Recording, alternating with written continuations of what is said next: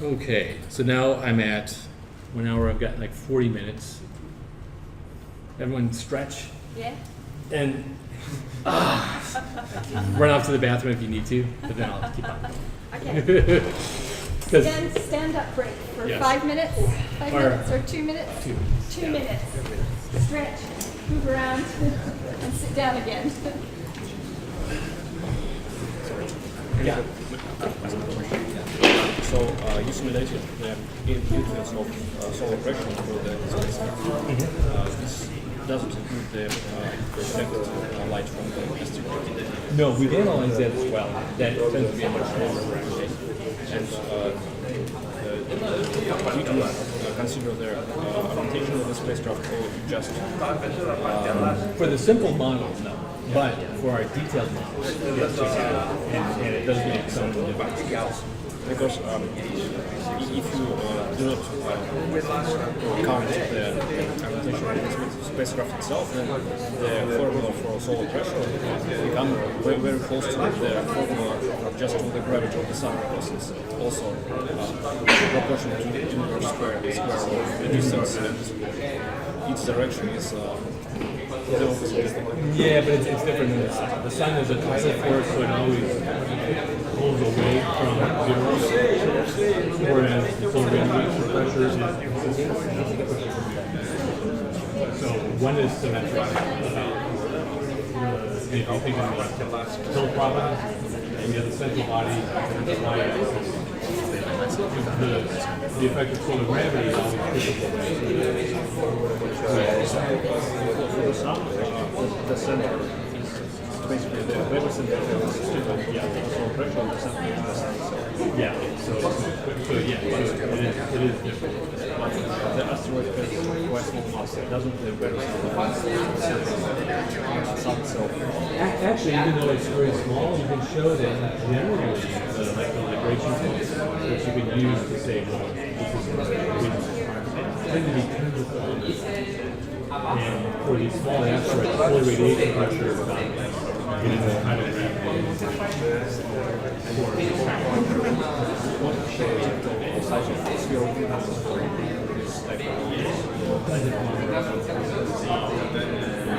a scale.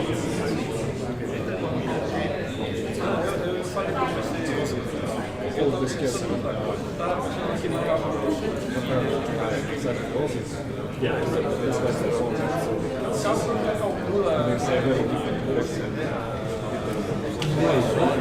The solar tide and solar radiation pressure both scale with so they're relative. Yeah,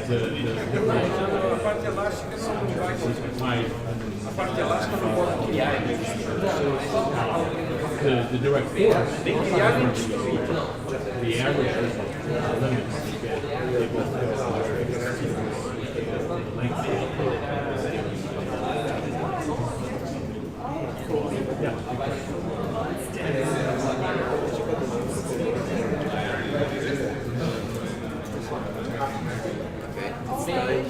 Okay, so the sooner I get done, the longer coffee break we get, right? So I think that was 2 minutes.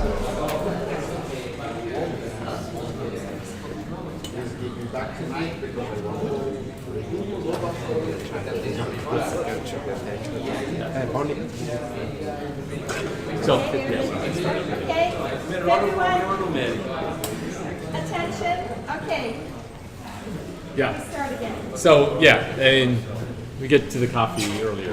So. Yes. What I'm going to do now is talk about two specific systems that we've studied in the last year or two that I think are interesting. And these are works done by either PhD students or postdocs that I've had in my lab. The first one, we did the study in support of the European mission IDA, which is now not a mission, but still it's an interesting problem to study orbit dynamics around a binary asteroid system. And then I'll talk a little bit about orbit dynamics around Phobos, the moon of Mars, because that's another very extreme perturbed environment. And the Japanese are sending the MMX mission to that environment. in the near future. And there have been missions in the past, but none successfully interacted for any length of time in the Phobos environment. So here for a binary, the first thing you need to do is actually model the dynamics of the binary system itself.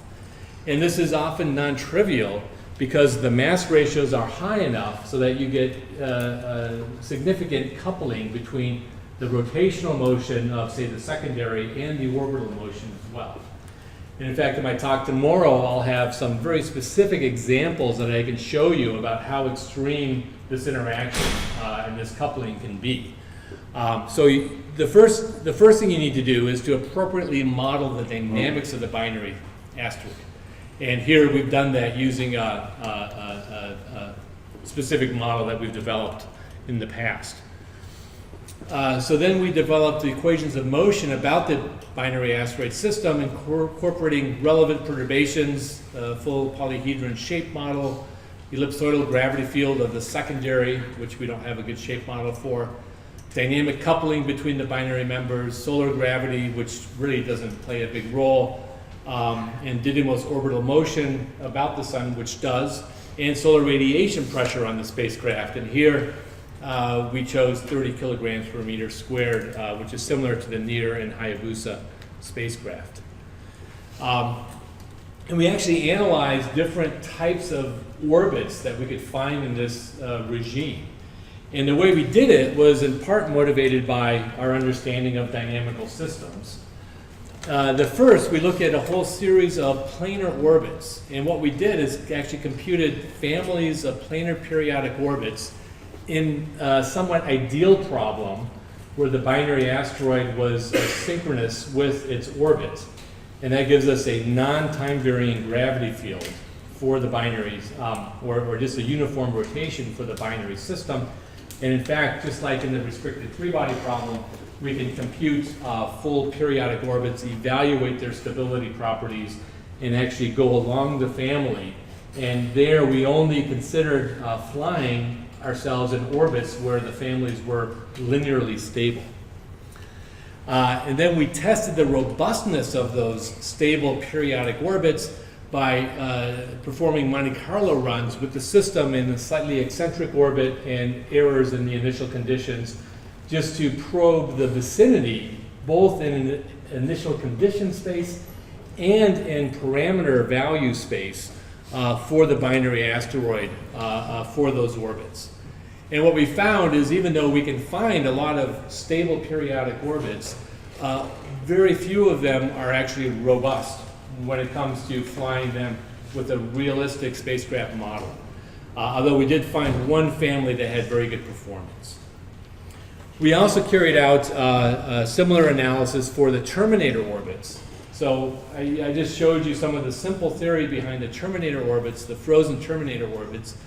We also repeated that analysis for this binary asteroid system and model and found some interesting results about how big you can make them and the importance of some of these mean motion resonances within the system. So in terms of design, we found this particular type of family, what we call interior retrograde, to be the best planar orbit family in terms of having being able to place a spacecraft in this orbit very robustly. And it has some potential advantages. It's very close to the orbit, so you can maybe measure the gravity field. This is our way of looking at it. We started from almost off the surface all the way up to almost out to the secondary. These are all technically stable orbits. We run our Monte Carlo analysis and we keep track of how many impact the secondary, how many escape, and how many impact the primary. And here we see that we actually have a couple hundred meters of initial condition space where we could launch a spacecraft that would be quite robust. We looked at many different types of periodic orbit families. I can show them here. More interesting to see them here. The direct interior, the direct exterior, a retrograde secondary, and a retrograde exterior. And to remind you, this one was a retrograde interior, which means that it orbits in the opposite sense of the rotation of the primary. So these other ones, the direct interior, actually orbits in the same sense as the rotation of the primary. The direct exterior rotates in the same sense of the binary system, but here you see, since it's traveling less than the circular motion of the system, it looks like it's going retrograde. Retrograde secondary is like a distant retrograde orbit, just in circles around the secondary, and then the retrograde exterior. Now, when we looked at all of these, however, and these are the ranges for which there were stable orbits, we found in almost all cases that they were very susceptible to small perturbations in the parameter of the system or in their initial conditions, and most of them would impact, escape, or escape. So here, this is sort of interesting though, because we're using periodic orbit theory in order to motivate what orbits could be the best design in this modified restricted three-body problem. And then, and so that gave us our initial set that we looked at, but then we looked at it in more detail with more realism in order to see how robust they were, to see would you actually want to fly a spacecraft in these environments. We did the same thing for the Terminator orbits, and what we found is that Terminator orbits between 1.75 and 6.25 kilometers are unstable, or are stable. And these orbits naturally track the sun, as we just discussed, are sun synchronous due to the solar radiation pressure. Similar to the OSIRIS-REx missions, but we can't get as close. But they do give us a safe platform to observe the system, enabling gravity science. And not only don't require any connection maneuvers to maintain stability. And these are just a few examples of these sorts of orbits. I'm going to skip that. Now, there are some interesting limits as to what we can do here. First, there's a limit if we get too close, which I described before. But I'd already shown this movie earlier. There's an interesting limit where if we get close to the 2-to-1 mean motion resonance between the orbit period of our satellites and the orbit period of the system at this roughly a little less than 2 kilometers semi-major axis, the system actually goes unstable eventually due to these resonances. Here for the 7-kilometer orbit, this was just outside of that stability limit, and as the asteroid goes in its orbit around the sun, at some point it actually gets stripped out of orbit and it escapes. So you have to be, I mean, there are very interesting dynamical phenomena at play here. And I think any one of these could be studied at a much deeper level for either a mission or in more abstract sense, just as an interesting academic problem. So with this short summary of this work, we can see that stable orbits, well, these are sort of motherhood conclusions, but for the Terminator orbits, we found that they certainly exist around the binary, and they have a pretty wide range of orbits for this particular problem. And we're also stable over very long time periods. And we also, through our survey of all these periodic orbits, were able to find some range, a couple hundred meters of semi-major axis, where we could design a stable orbit, but only under very strict restrictions that it'd be in the plane, it orbit against the rotation of the primary. And those restrictions are pretty strong, and it might limit the use of that particular orbit. So I showed this example just because it gives you an idea of how you can combine sort of classical dynamical systems theory, computation of periodic orbit families, stability analysis, and the like, and apply it to a mission design problem of something that at least was of interest as of 6 months ago, before the European Union pulled out, or ESA pulled out of it. The other thing I'm going to touch briefly on is another recent analysis we did looking at the dynamical environment for exploring the Martian moon Phobos. Up to a year and a half ago, there was a pretty strong debate raging whether Phobos was a captured asteroid or it was formed in situ around Mars due to some large impact event. I think recently, finally people have figured out a reasonable way to describe how you could form Phobos and Deimos, the moons of Mars, from a large impact hitting Mars at some point in its past.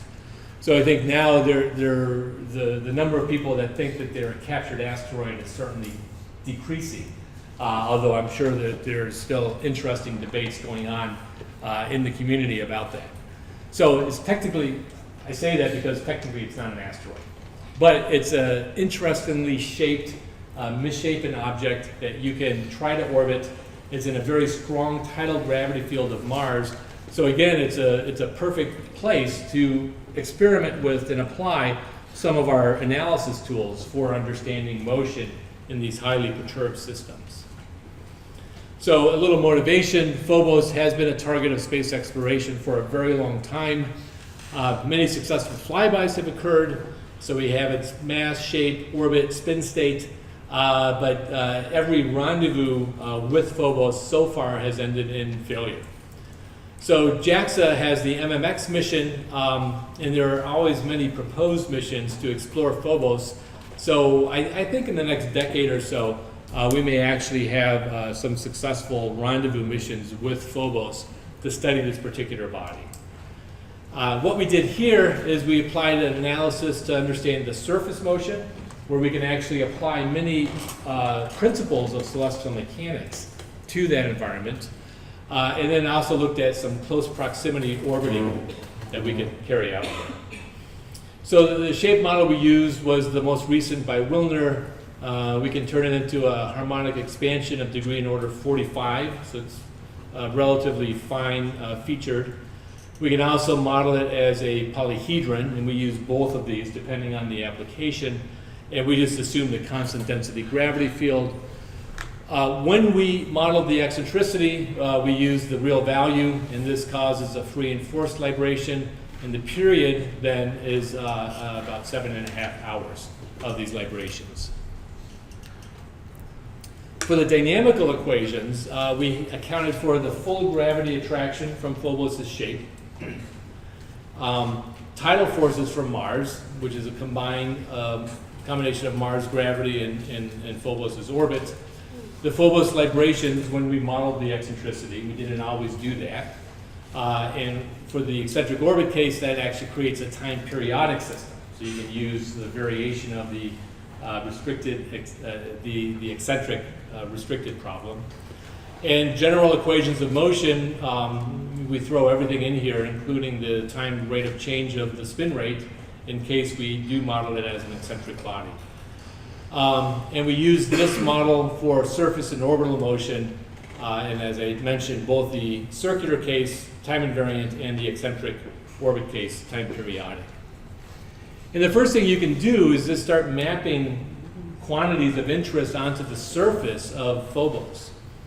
And here we have the total acceleration across the surface of Phobos, and this accounts for not only the attraction of Phobos, the centripetal accelerations because it's spinning in inertial space, and also the tidal attraction from Mars, all combined here in order to give this map across the surface.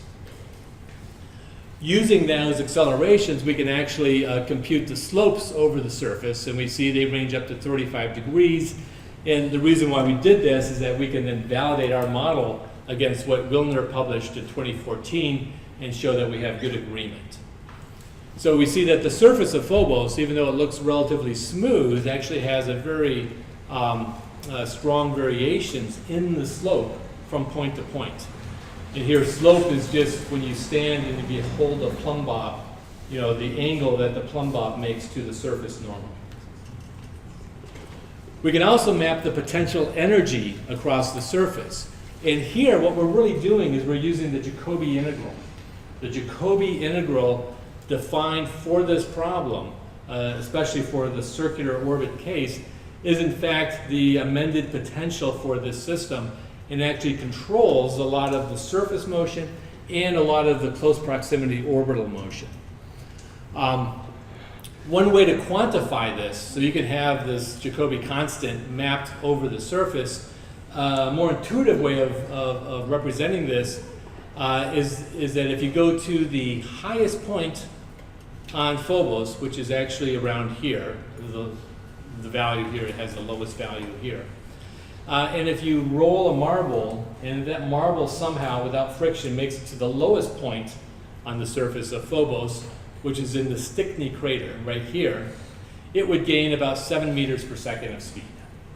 So this is a dynamical way of quantifying the height, if you will, or the altitude across the system. I like to use it better than physical altitude or potential altitude, since it doesn't really mean a lot in this particular system, although the speeds that you achieve does mean a lot, and you'll see that in a second. So one of the things that we analyzed is motion on the surface of Phobos, or in fact motion on the surface of any arbitrarily shaped spinning body. And we don't need to worry about this on Earth, but it turns out if you did run fast enough on Earth, then you would get torn apart by aerodynamic forces. So maybe it's better to say if you ran fast enough on the moon, you could actually achieve orbit, right? If you run at local circular velocity on the moon, if you lift up your legs, you know, you're in orbit, right? You can also do this at the surface of an asteroid. But there, you know, this local circular speed can be much smaller, on the order of, say, a meter per second, something that you can easily achieve in just 1 or 2, you know, strides, or maybe even less than that. You can actually generalize that concept and have what we call the liftoff speed, and that depends, it can be defined pretty much at any point of the surface of the body. And it's a function of the local gravity, and that includes the centripetal accelerations, the surface radius of curvature, and if you're a rolling body, even your own radius of curvature as well. And that defines how fast you can go in a particular direction before you actually would lose contact with the surface and you would actually float. So people have proposed putting rovers on the surface of Phobos, so you do want to understand how fast can you move across the surface of a body like this before you actually go off into orbit, and then you might escape and never come back. So you can actually derive specific conditions at a specific speed as a function of local surface curvature for these effects. And it's an interesting exercise. Once you've thought of the idea, it's relatively simple to go through it. But I won't do the derivation here. But what we come up with across the surface of Phobos is a minimum liftoff velocity, which is standing at any particular point on the surface.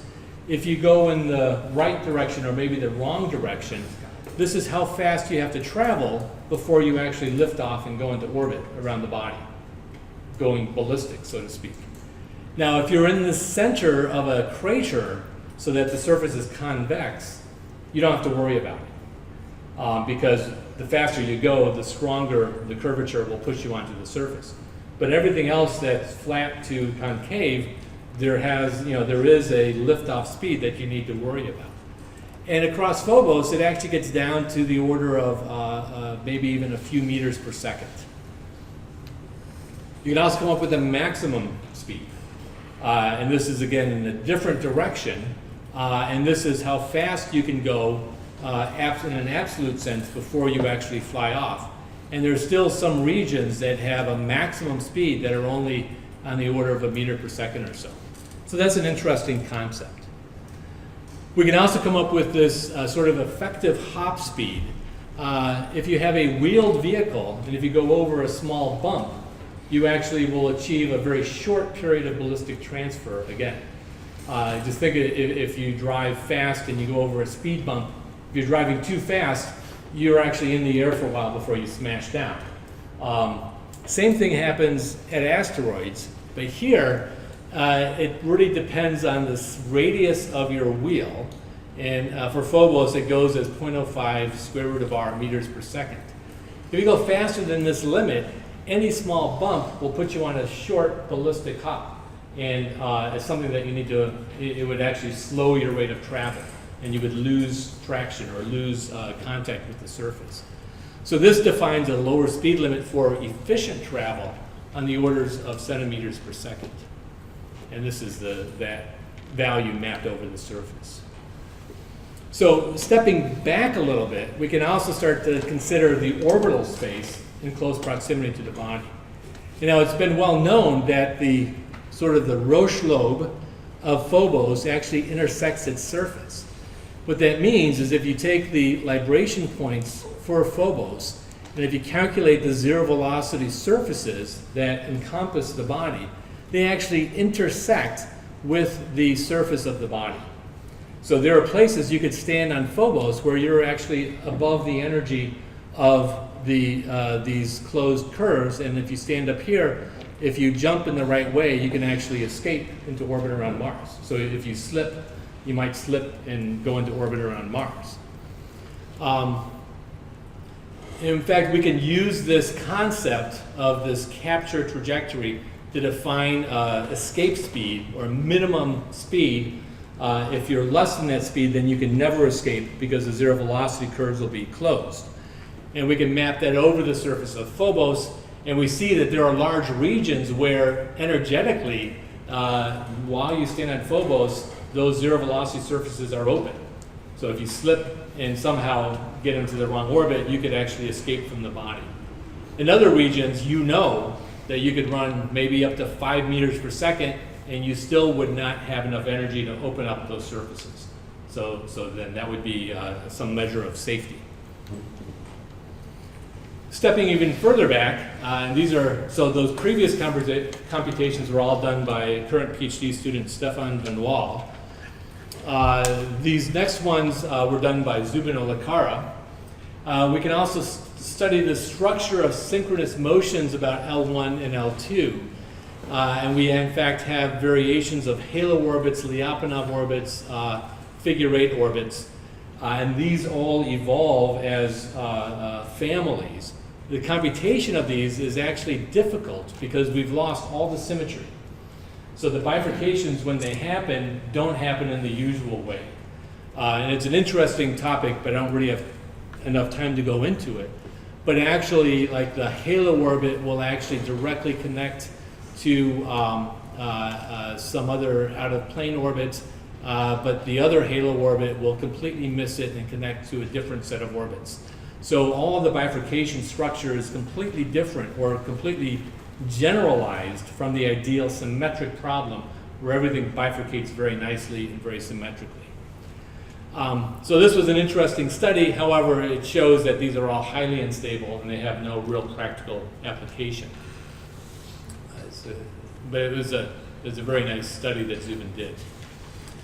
We also studied orbital motion around Phobos, and it turns out the only real stable orbital motion that you can have is what we call the retrograde motion. And these are, in fact, very stable and exist down to the surface. At greater distances, they resemble the 2-to-1 Clohessy-Wilshire ellipses, while close to Phobos, they just resemble near-circular retrograde orbits. For the circular orbit case, these periodic orbits exist as a continuous function of distance, and in fact, they're all stable. And you can show robustly by varying initial conditions or parameters that they remain quite stable. However, once we turn on the eccentricity, not all of these periodic orbits exist, and then only the resonant periodic orbits actually persist in this problem. However, what we've been able to do for the elliptic orbit case, instead of finding the continuous family of periodic orbits, we can also find a continuous family of quasi-periodic orbits that exist at all distances. And in fact, what happens is all the periodic orbits bifurcate into quasi-periodic orbits once we turn the eccentricity up from 0. And we can also calculate and verify the stability of those orbits as well. So this is just, the orbits are real, I believe. This is showing the retrograde orbits around Phobos for the 0 eccentricity case, and they come all the way down to the surface, and they all are stable and would be viable to fly a spacecraft in. Once we turn on the eccentricity, the only ones that persist are the ones that are resonant. And here we're just showing 2 to 3 and 3 to 4. However, all the other orbits still exist in some sense, but they're replaced by quasi-periodic tori. And here the additional parameter is actually induced by the eccentricity of the orbit of Phobos around Mars. Another view of it, this is a circular case showing all the periodic orbits down to the surface. And here is a plot, a really stroboscopic plot, showing the quasi-periodic orbits that replace these periodic orbits. And what we see is that the resonances, these quasi-periodic orbits, of course, collapse down to a lower dimensional set, but in between the resonances, they actually grow in size and actually become more fully formed quasi-periodic tori. And here, these are all viewed every time the Phobos goes through its periapsis. We plot these quasi-periodic tori. So, to finish up here,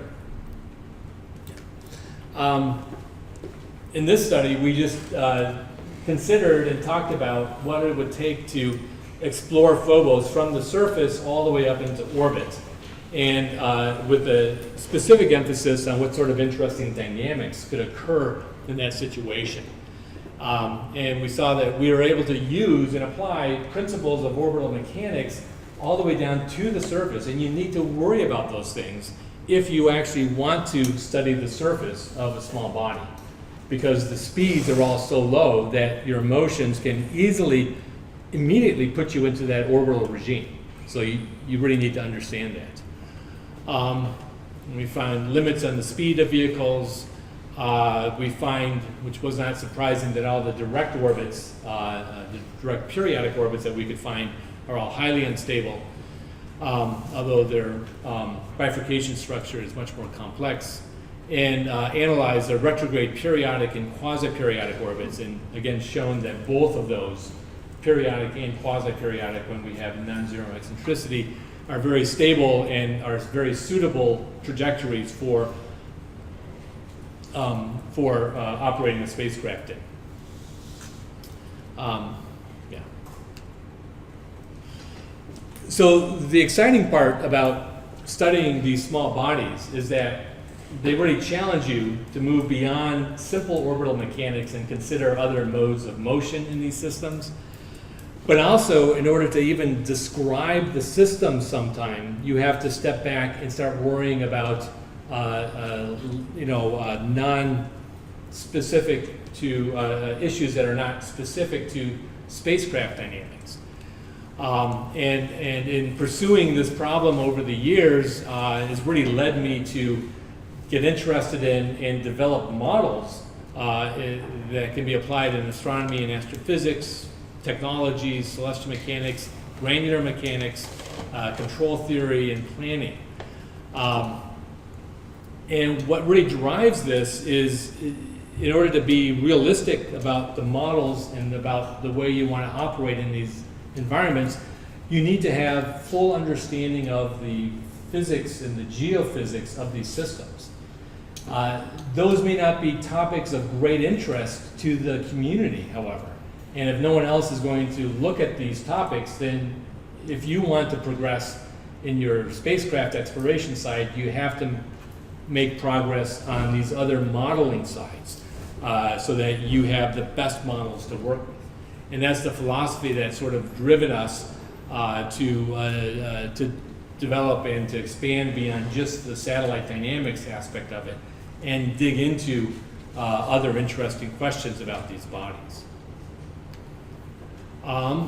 So to really conclude, orbital mechanics about small bodies can be analyzed and understood, but a lot of times you need to use sort of non-conventional techniques in analysis. From an exploration point of view, I think close proximity solutions exist across the full range of asteroid and comet size and morphology. And will in general be some combination of an orbiting, hovering, or surface solution for the exploration of that body. And then, as I just said, developing these new exploration approaches really goes beyond astrodynamics and requires us to consider other fields that we may have to solve problems in first before we can deal with these systems. And a good example of that would be our work on binary asteroids. Before we could talk about orbits around a binary asteroid system, we had to study what is the dynamics of a binary asteroid system. And that becomes very complex because of the irregular shapes, the coupling, it really combines orbital and rotational dynamics in one frame. But that also gives you very interesting questions to pursue and very fundamental questions to pursue. And of course, if we really want to move beyond exploration of small bodies towards utilization and mitigation, it really behooves us to continue this sort of process. So with that, thanks for your attention.